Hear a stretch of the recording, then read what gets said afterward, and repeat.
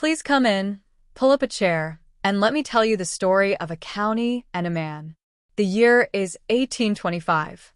A new county is being carved from the lands of Wilkes, Oglethorpe, Greene, Hancock, and Warren. Its name will be Taliaferro. And in that same year, on that same soil, a child is born to enslaved parents, a child who will one day shape the educational and spiritual life of this county. His name at birth was David. His parents were sold away from him, and he grew up enslaved to his mistress. Yet even in bondage, David held two dreams close to his heart. He later wrote, "I was fired with an ambition for an education. I attended school in Augusta, Georgia, under the tutelage of Professors Siegfried and Roberts, who were white teachers. Having felt that I was divinely called to preach from 8 years old, and after I became a freeman, that call was made more sensible and clearer to me. I responded happily to it in AD 1869, which started my ministerial career. When freedom came in 1865, David claimed a new name for a new life, D P Murden, often called DP. He would become a pastor, a leader, and eventually the president of the Missionary Baptist Convention of Georgia. In 1885, the Murden High School in Crawfordville, sometimes called the Crawfordville School, was founded in his honor. The schools of Taliaferro County. In 1915, rural school agent M.L. Duggan visited Taliaferro County for a school survey and photographed the schools.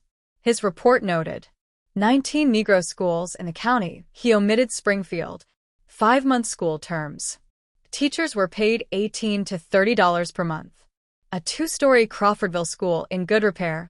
Excellent industrial work on display at the county fair.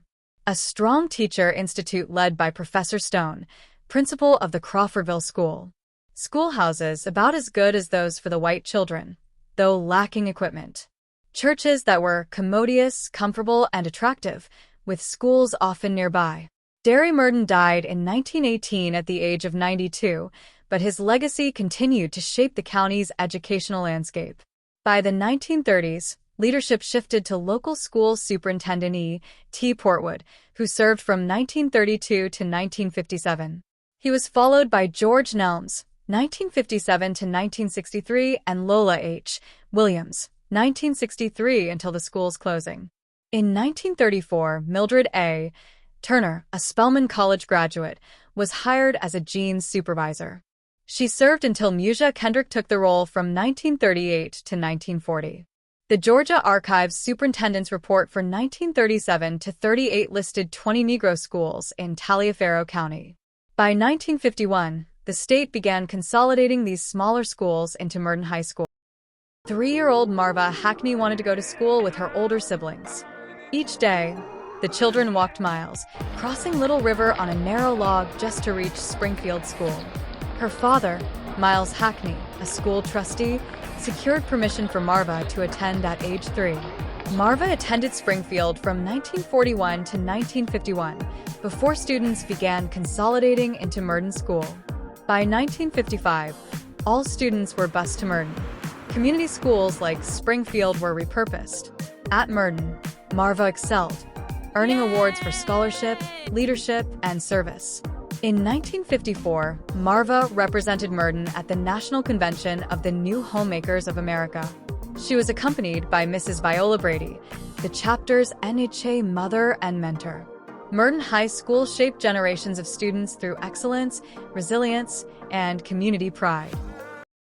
In the summer of 1964, while the nation waited for President Johnson to sign the Voting Rights Act, Dr. Martin Luther King Jr. launched SCOPE, the Summer Community Organization and Political Education Project. White college students were invited to live with Black families and help teach citizens how to register to vote. Taliaferro County received 4 SCOPE workers. Candy Weber, Seattle, Washington. Judy Van Allen, Berkeley, California. A Richard Copeland, Oregon. Father Joseph Cooney, Washington, D.C. During this time, Black students who had registered to attend the all-white Stevens Institute discovered the school had been abruptly closed. White students were bused to neighboring counties, while Black students were denied transportation. When Black students attempted to board the buses, The Georgia State Patrol turned them away. Still, the students persisted. They marched for weeks. Their courage drew national attention, even from Canadian newspapers. Dr. King came to Friendship Baptist Church to speak and show support. Reverend Hosea Williams, Willie Bolden, and other civil rights leaders joined the marches, along with students from Lincoln County. The school was placed into receivership. State Superintendent Purcell took control. In Turner v. Goolsby, the court ruled it illegal to use public funds to bus white students to other counties while refusing to bus black students. Purcell ordered surrounding counties to accept black students, leading to integration with Washington Wilkes, Warren, and Greene counties. This was also the year Murden High School's name was changed to Taliaferro County High. But the students were not finished. The school remained 100% black, while the school board remained 100% white, appointed by a grand jury from which black citizens were excluded due to discriminatory rules about land ownership and fitness. Parents and students fought back, all the way to the U.S. Supreme Court.